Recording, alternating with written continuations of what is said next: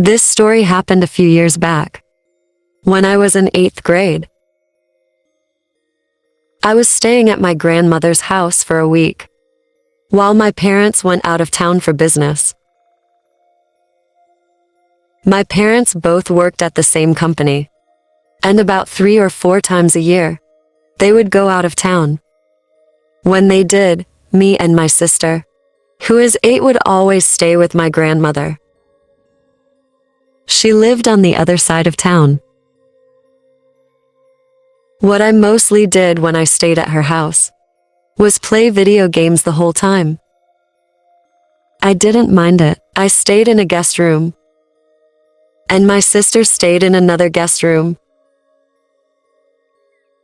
One night I was playing Call of Duty at about 10 p.m. I had my headset on and was trying to be quiet, because my grandmother went to bed at 9.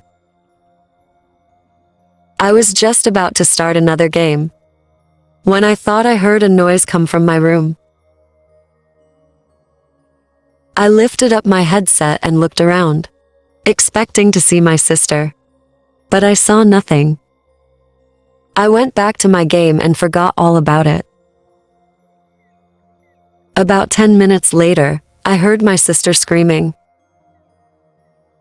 I paused the game and went to a room to see what was wrong. She told me that she saw a man in her.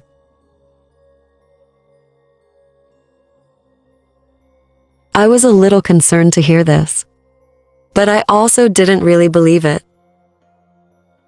I told her I would look in the basement to make sure there was no man. So I opened the door and began walking down the stairs. The light switch to the basement was at the bottom of the stairs, so I had to go all the way down to turn it on.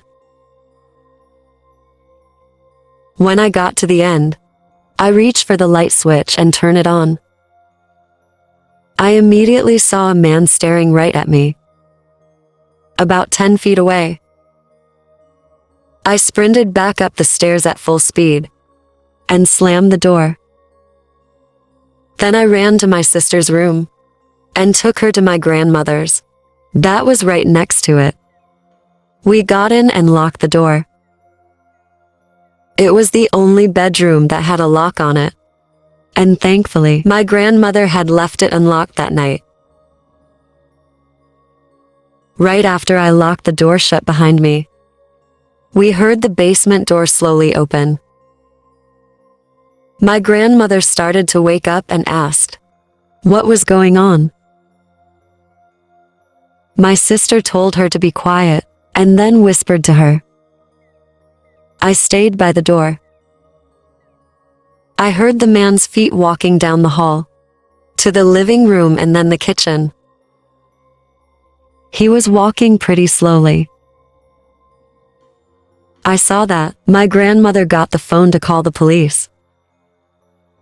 I listened to the man and heard him slam something pretty hard in the kitchen. Then he walked back to the living room and towards the hallway where we were hiding. He stayed walking at a slow pace the entire time. Then I heard him going to my room, and then next door to my sister's room. When he left her room, my heart started beating like crazy. He walked out, and right in front of my grandmother's doorway, and then tried opening the door. When he realized it was locked, he tried again 2 or 3 more times. Then everything went silent for about 5 seconds. After that, I heard a huge bang on the bottom of the door. I backed away from it and whispered to my grandmother when the police would arrive. She said about 5 minutes. I felt like we didn't have that kind of time. I looked around the room for something I can use as a weapon, but saw nothing. Then I heard another loud bang from the door. The man had to be kicking it. I grabbed a lamp from my grandmother's dresser and took the shade off of it. I decided if the man broke into the room, I was going to hit him in the head with the lamp. I positioned the dresser a couple more feet to the left and then stood on top of it. But then I heard his footsteps walking away. Everything went silent for about a minute. I started to feel relief and thought maybe he was leaving. But then I heard his footsteps coming back. Once the man got right outside of our door, he finally spoke. He said he was going to give us 30 seconds to come out before he broke his way in. I was standing there shaking, with the lamp in my hand, waiting for him to break the door down. I didn't answer. Suddenly, I heard sirens of police.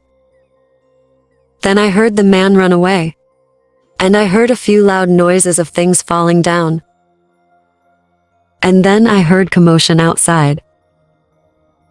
We waited in the room, and then came out to see police everywhere. The man had been caught, but not before doing some damage and making a big mess in the house. I didn't stay at my grandmother's house again, and she ended up moving about 3 months later.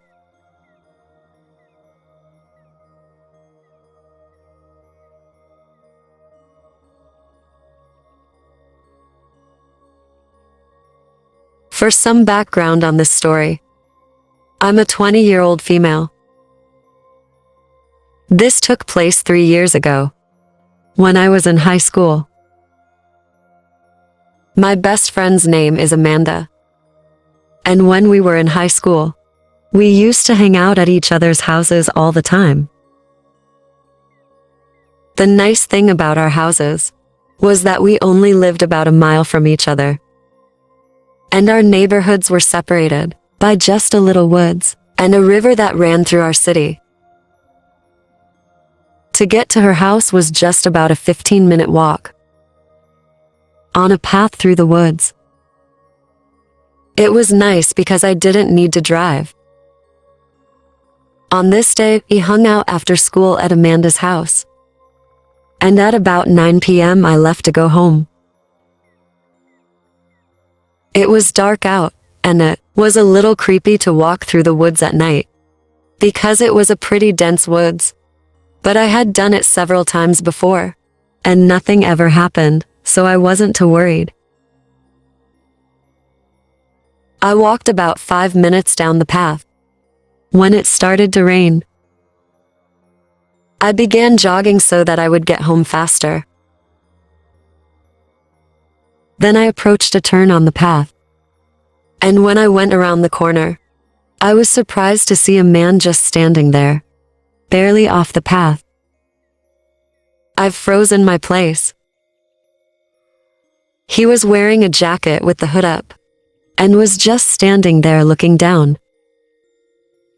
It just gave me a bad feeling, and I didn't really want to walk past him. He didn't look at me at all though.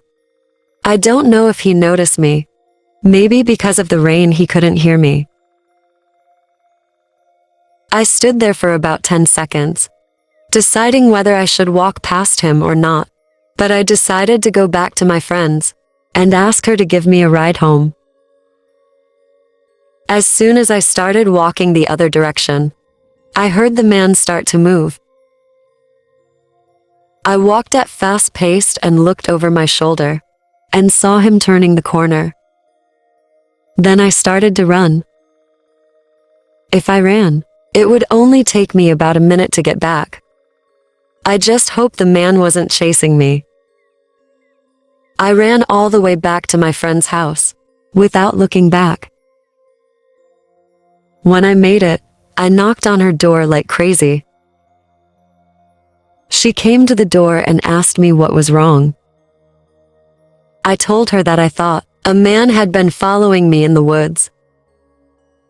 She said that she would give me a ride home, But as we were about to head out the door, we saw the man in the street in front of her house. He still had his hood up, and we really couldn't make out his face. Unfortunately, Amanda's parents were not home, and we didn't know what to do. The man just stood there and didn't move. We debated calling the police, but he wasn't on her property, so we didn't know if there was anything that could really be done. We just waited it out.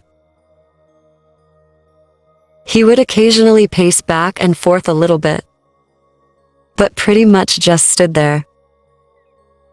Finally, about an hour later, we saw him walk away for good.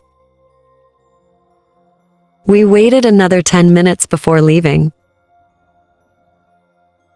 I was able to get home safely, but I never took the woods home again.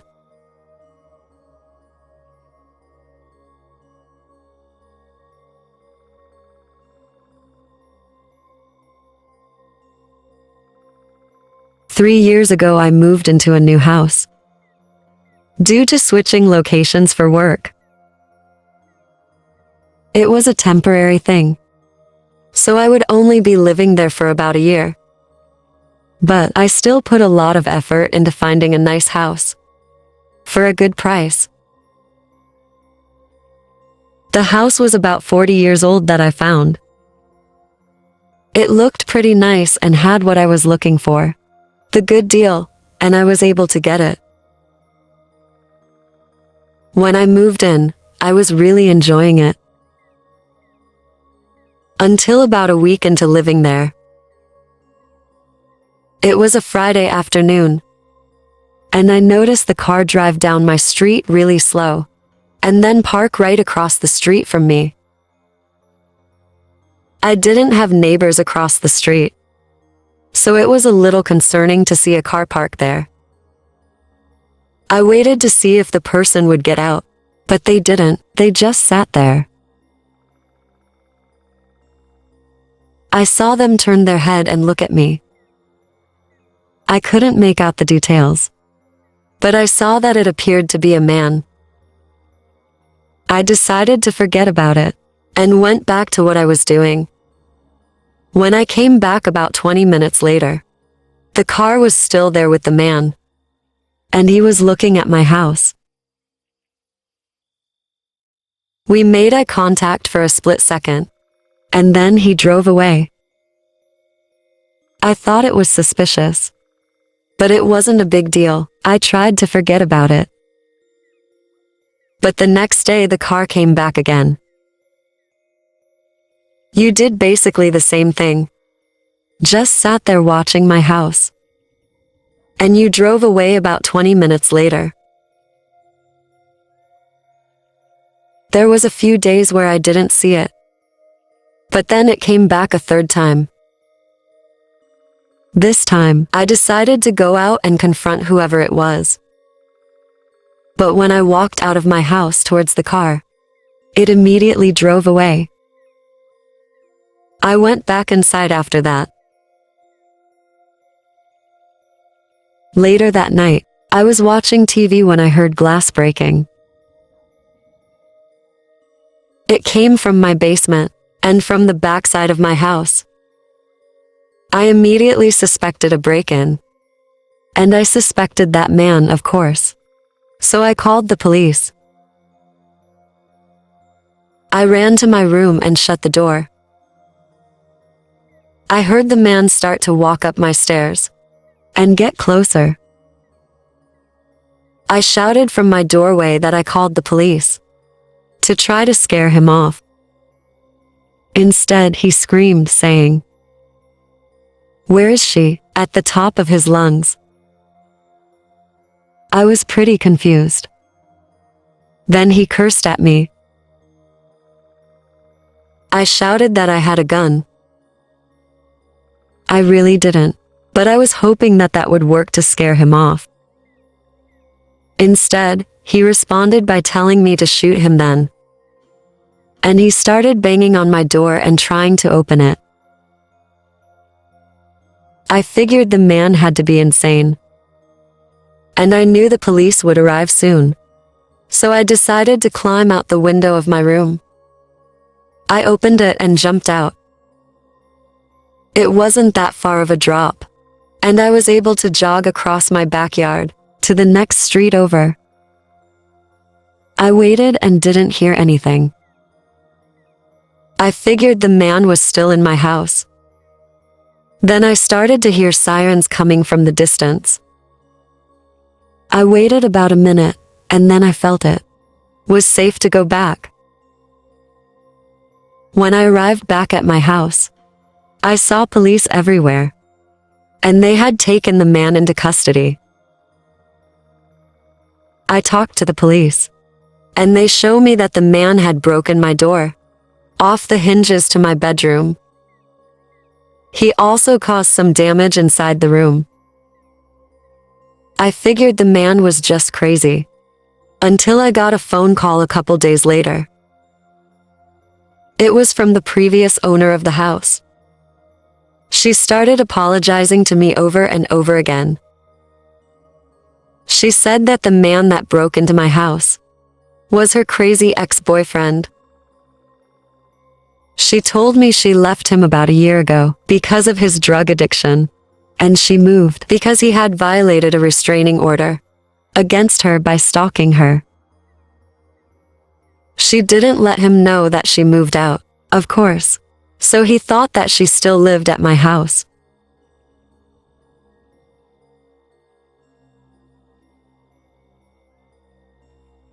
Oh, my God. Oh, my God.